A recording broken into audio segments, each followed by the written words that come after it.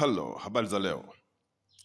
Hakuna dawa yoyote ambayo inaweza kutumika kuzuia risasi isipenye kwa mwanadamu, au mapanga au silaha yote ile isimdhuru mwanadamu. Kwamba nitajipaka dawa hivi na hivi na hivi, alafu risasi au panga au hivi isiweze kunizuru. Huo ni uongo. Miaka ya zamani sana, kabla kwenye mwaka 1995 mpaka mwaka 1997 hivi,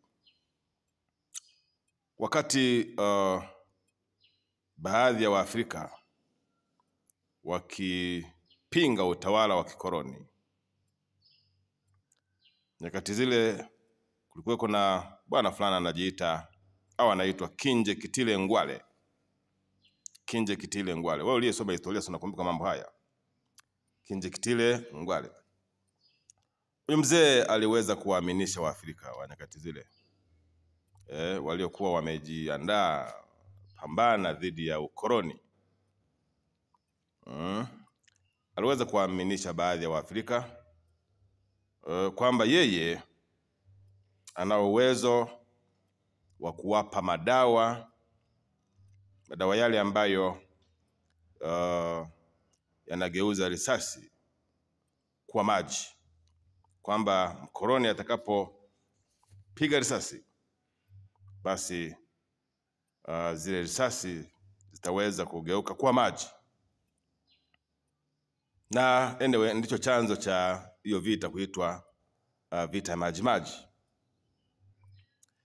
Sasa hii ilikuwa ni uongo mkubwa sana na ujinga wa Mwafrika, niseme hivyo. Huyu mkoloni anatumia teknolojia nyakati zile za bunduki na risasi, sayansi hiyo. Huyu Mwafrika yeye naye anatumia ujinga wake wa kutokujua, basi anawaaminisha wenzake kwamba wafanye harakati za kujikomboa kwa kutumia hizo imani potofu. Naona sasa nyakati zile walikufa sana Waafrika mno, walikufa sana. Na kimsingi ile vita hawakuweza kufanikiwa. Waliweza kuuawa kama kuku, kama wadudu, waliweza kupigwa risasi wakaweza. Walishangaa wanapojipaka yale madawa yao ambayo Kinjekitile Ngwale aliwaambia kwamba wajipake.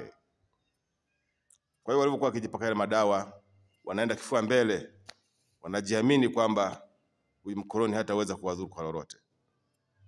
Wakiamini kwamba basi risasi zile zitageuka kwa nini? Kwa maji. Kwa hiyo walipokuwa wakijipaka dawa, basi wanaenda mbele kwa kasi. Kwa imani hiyo, basi risasi zilikuwa zinawahusu, wanatwangwa kama nini, wanapigwa kama nini. Haya ni madhara ya imani potofu. Madhara ya imani potofu na ignorance, ujinga fulani, kutokuelewa. Kwa hiyo ile vita maji maji iliitwa hivyo kwa sababu ya ujinga huo. Kwa sababu ya ujinga huo uliosababishwa na huyo mzee Kinjekitile Ngwale. Naona? Kwa hiyo waliweza kutandikwa vibaya sana. Wakafa wengi sana. Sasa niseme hili, nimetoa tu mfano huo wa nyakati hizo. Okay, nimevaa hivi kwa sababu kuna mvua, ni baridi sana, mvua zinanyesha na nini, ndio maana nimevaa hivi.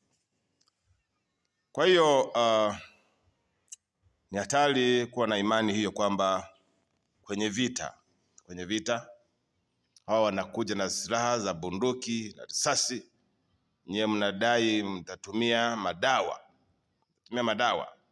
Hatari sana. utauawa kama kuku. Kuna chochote. Kuna chochote. Habari za uchawi huu na nini? Kuna chochote. Kuna chochote.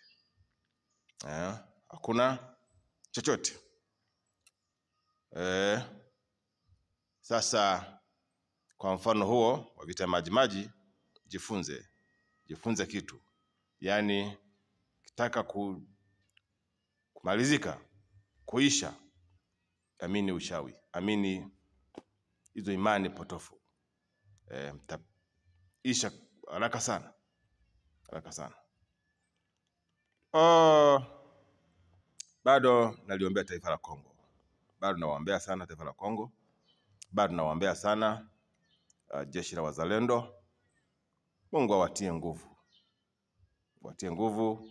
Ninachoamini ni kwamba Mungu atatokeza mlango wa ushindi mkubwa. Lakini msije mkayaamini madawa, msiamini uchawi, msiamini ushirikina, msiamini tukijifanya hivi madawa hivi basi tutashinda.